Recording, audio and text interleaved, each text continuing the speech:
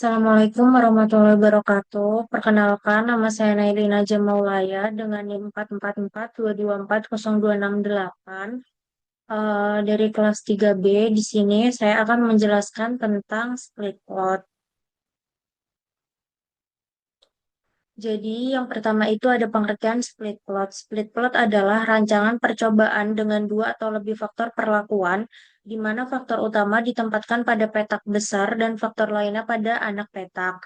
Rancangan ini digunakan ketika tingkat kesulitan penerapan perlakuannya berbeda, sehingga perlakuan yang lebih sulit diaplikasikan pada skala luas, sedangkan perlakuan yang lebih mudah diberikan pada skala kecil. Metode ini banyak digunakan dalam penelitian pertanian untuk menguji kombinasi perlakuan secara bersamaan.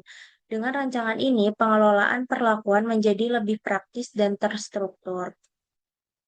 Yang kedua yaitu tujuan split plot. Tujuan split plot adalah untuk mengetahui pengaruh masing-masing faktor serta interaksi antar faktor perlakuan secara efisien. Selain itu, rancangan ini bertujuan menghemat biaya, tenaga, dan waktu penelitian tanpa mengurangi ketelitian hasilnya. Split plot juga memudahkan peneliti mengatur perlakuan yang berbeda tingkat kesulitannya. Selanjutnya, di sini ada data jurnal. Data jurnal yang dipakai kali ini saya menggunakan jurnal dengan judul Aplikasi Biochar Berbahan Dasar Limbah Kayu Meranti untuk Pertumbuhan Mahoni Menggunakan Media Tiling Emas. Jadi di sini pada jurnal ini kan terdapat tiga perlakuan. Ini perlakuan pertama, ini perlakuan kedua, ini perlakuan ketiga. Di sini terdapat empat ulangan. Ulangan pertama, ulangan kedua, ulangan ketiga, ulangan keempat. Selanjutnya ada notepad. Jadi dari data jurnal ini tadi kita bikin notepad. Di sini kan perlakuannya ada tiga, ulangannya ada empat. Berarti 3 dikali 4, 12 itu buat bagian plotnya dan itu boleh acak, diacak aja boleh. Selanjutnya di sini eh, apa petak utamanya itu biochar, anak petaknya itu tiling. Di sini kan TOBO itu 1,2, TOBO 1,2, ya kan? Terus habis itu di sini T1 T1B0 itu 1,37. T1B0 1,37. Terus selanjutnya eh, T2B0 1,35. T2B0 1,35. Begitupun seterusnya. Selanjutnya kita masuk ke RStudio-nya. Langkah pertamanya itu kita klik import, terus from text readers, terus browse, terus kita masukin nama data dari Notepad tadi. Di sini aku udah namain split plot nah ini. Selanjutnya di bagian delimiter itu kita ganti ke tab. Terus jangan lupa ini kita copy. Tekan. Terus kalau udah semua kita klik import. Nah, terus yang pertama kali itu kita masukin sintaks split plot, Miley, terus ini rectable, buka kurung tanda petik ini, itu yang tadi udah kita copy. Jadi di sini tinggal kita tempel aja, terus koma header sama dengan true, ini kita run. Terus selanjutnya ini masukin nama data kita.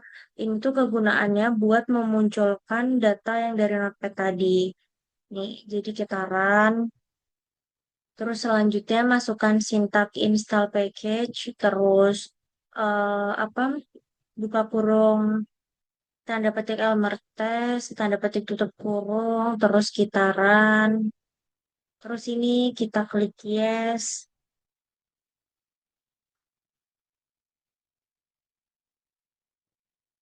Nah, kita tunggu sampai ada tulisan ini, sukses ini.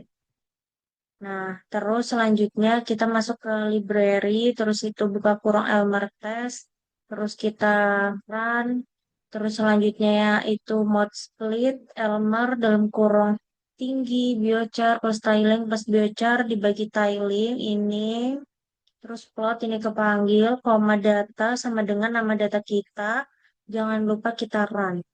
Nah, selanjutnya kita masukkan sintak singular dalam kurung mode split. Jangan lupa kita run juga.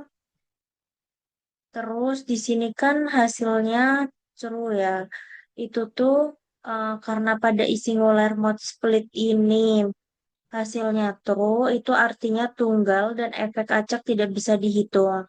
Tapi kalau misal di sini itu false, itu itu artinya variansnya terbaca dan modelnya dapat dianalisis dengan baik. Terus selanjutnya itu ANOVA dalam kurung mode split, ini kita run. Nah, ini itu kan eh udah keluar nih data hasilnya. Itu pada bagian biochar ini pada p-value-nya itu tidak terdapat di sini tuh tidak terdapat bintang. Artinya interaksinya tidak nyata. Selanjutnya pada bagian tiling juga di sini tidak terdapat bintang, itu artinya interaksinya juga tidak nyata. Cuman di bagian biochar in tiling itu tuh nyata karena ditandai dengan adanya bintang. Terus selanjutnya kita masuk ke perbandingan rumusnya. Itu terus ini kita masukkan sintaks mode split, Elmer dalam kurung tinggi, biochar, ini tanda bintang tiling, plus satu plot, data sama dengan sebaik plot Naili. Ini jangan lupa kita run. Terus terakhir yaitu ANOVA dalam kurung mode split, ini juga kita run. Nah, di sini kan hasilnya antara ini sama ini itu kan sama aja. Jadi pada bagian biochar ini itu tidak ada tanda bintangnya, artinya interaksinya tidak nyata. Begitupun pada tiling, dikarenakan tidak ada bintangnya berarti interaksinya tidak nyata. Cuman karena pada biochar tiling ini interaksi keduanya itu terdapat bintang, itu artinya nyata. Jadi hasil analisis split plot berdasarkan uji ANOVA menunjukkan bahwa faktor biochar tidak memberikan pengaruh nyata terhadap tinggi tanaman dengan nilai nilai nilai p-value-nya itu kurang dari 0,05. Demikian pula pada faktor tiling yang juga tidak berpengaruh signifikan karena p-value-nya kurang eh karena p-value-nya itu lebih besar dari 0,05.